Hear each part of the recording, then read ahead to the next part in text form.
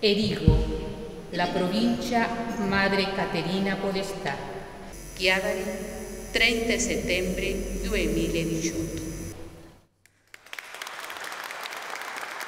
Una data storica che si affianca a quella del 3 aprile 1837, posa della prima pietra della casa madre delle figlie di Maria Santissima dell'Orto in Corso Colombo a Chiavari.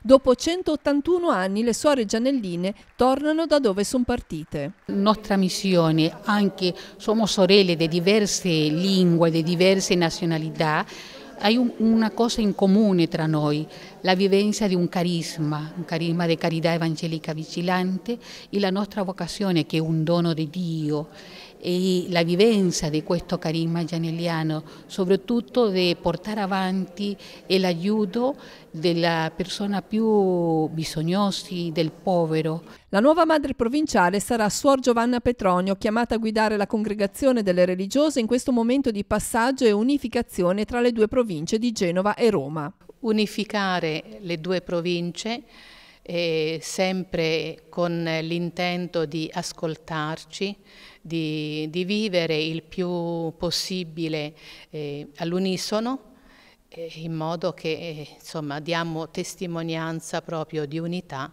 nella Chiesa e nell'Istituto. Momenti di commozione e gioia per le suore Gianelline chiavarese che in tutti questi anni hanno continuato ad operare in quella casa fondata dal Sant'Antonio Maria Gianelli.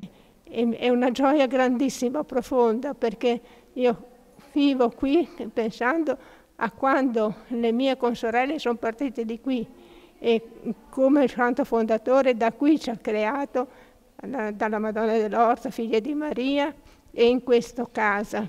E ha messo lui la prima pietra, no? E qui è il centro vitale dell'istituto. Il vescovo durante la celebrazione dell'Eucaristia ha richiamato l'impronta materna che ogni religiosa porta con sé, una disponibilità che libera da ogni prospettiva di chiusura. Per le suore Gianelline in tutto il mondo il cammino prosegue, affidata al coraggio che il Santo Fondatore ha saputo imprimere loro.